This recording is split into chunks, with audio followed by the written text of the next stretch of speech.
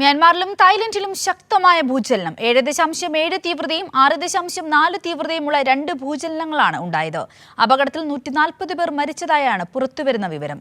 Indian national ഡെസ്കിൽ നിന്നും PG Arun ചേരുകയാണ്. PG അരുൺ, വളരെയധികം ശക്തമായ ഒരു ഭൂചലനമാണ് ഇരു രാജ്യങ്ങളിലും ഉണ്ടായതെന്നാണ് നമുക്ക് മനസ്സിലാക്കുവാൻ സാധിക്കുന്നത്.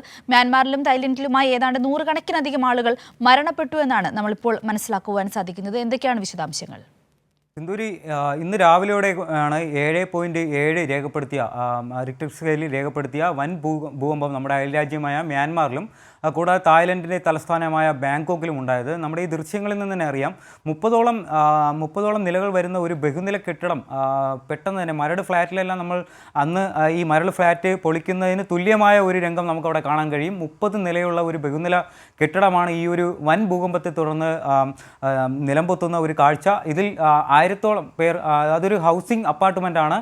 അതുകൂടാതെ അവിടെ ഓഫീസും വർക്ക് ചെയ്യുന്നുണ്ട്. 1000ഓളം പേർ ഇപ്പോഴും അവിടെ കുടുങ്ങിക്കിടക്കുന്നു എന്നുള്ള അനൗദ്യോഗികമായിട്ടുള്ള റിപ്പോർട്ടുകൾ ഇപ്പോൾ പുറത്തു വരുന്നു. റോയിട്ടേഴ്സ് പുറത്തുവിട്ട ഏറ്റവും ഒടുവിലായി പുറത്തുവിട്ട റിപ്പോർട്ടുകൾ പ്രകാരം അവിടെ 144 ഇപ്പോൾ ഔദ്യോഗികമായി പ്രഖ്യാപിച്ചിരിക്കുന്ന മരണസംഖ്യ.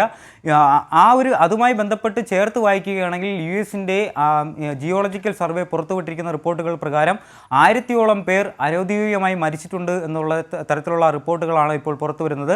പക്ഷേ നമുക്കിപ്പോൾ ആധികാരികമായി പറയാൻ കഴിയുന്ന മരണസംഖ്യ എന്ന് പറയുന്നത് 144 മാത്രമാണ്. പക്ഷേ നമുക്കറിയാം, ഗുജറാത്തിൽ വർഷങ്ങൾക്ക് മുമ്പുണ്ടായ ആ ഒരു ഭൂകമ്പത്തിൻ്റെ തീവ്രത നമ്മൾ പരിശോധിക്കുകയാണെങ്കിൽ 7.2 ആണ് അന്ന് അവിടെ രേഖപ്പെടുത്തിയത്. അന്ന് നമ്മളവിടെ ആയിരക്കണക്കിന് പേരെ നമുക്ക് ജീവൻ നഷ്ടപ്പെട്ടു. ധാരാളം പേരെ ഇപ്പോഴും അവിടെ കണ്ടെത്താനുണ്ട്.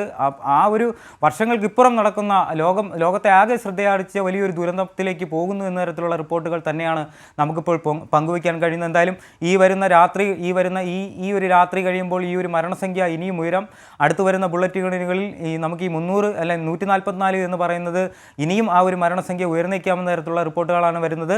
ഇന്ത്യ ഉൾപ്പെടെയുള്ള അയൽ രാജ്യങ്ങളുടെ സഹായം മ്യാൻമാർ ഭരണകൂടം അഭ്യർത്ഥിച്ചിട്ടുണ്ട്. കൂടാതെ ബാങ്കോക്കിലെ തലസ്ഥാനമായ തായ്ലൻഡിലും ഈ ഒരു 6.6 വരുന്ന ആ ഒരു ഭൂകമ്പം ഉണ്ടായി. ഇതിൻ്റെ എല്ലാം തുടർച്ചയായി മറ്റു രാജ്യങ്ങളുടെ സഹായവും ലോകാരോഗ്യ സംഘടനയുടെ സഹായവും മ്യാൻമാർ ഇപ്പോൾ അഭ്യർത്ഥിച്ചിട്ടുണ്ട്. വരുന്ന ബുള്ളറ്റിനുകളിലും വരുന്ന വാർത്തകളിലും നമുക്ക് ഈ ഒരു മരണസംഖ്യ അനുബന്ധിച്ചിട്ടുള്ള മറ്റു കൂടുതൽ വാർത്തകൾ നൽകാനാവും. സിന്ധൂരി, വ്യക്തമാണ് അരുൺ. വളരെയധികം അതിശക്തമായ ഭൂചലനമാണ് മ്യാൻമാറിലും തായ്ലൻഡിലും ഉണ്ടായത്. ഇപ്പോൾ നിലവിൽ പുറത്തുവരുന്ന കണക്കുകൾ അനുസരിച്ച് 140 പേർ മരിച്ചു എന്നാണ് വരുന്നത്. എന്നാൽ അതിനേക്കാളെല്ലാം മരണസംഖ്യ കൂടുവാനുള്ള സാധ്യത വളരെയധികമാണ്. ഏതാണ്ട് 1000-ലധികം പേർ അവിടെ കെട്ടിടങ്ങളിൽ കുടുങ്ങിക്കിടക്കുന്നതായിട്ടാണ് അനൗദ്യോഗികമായ വിവരങ്ങൾ വരുന്നത്.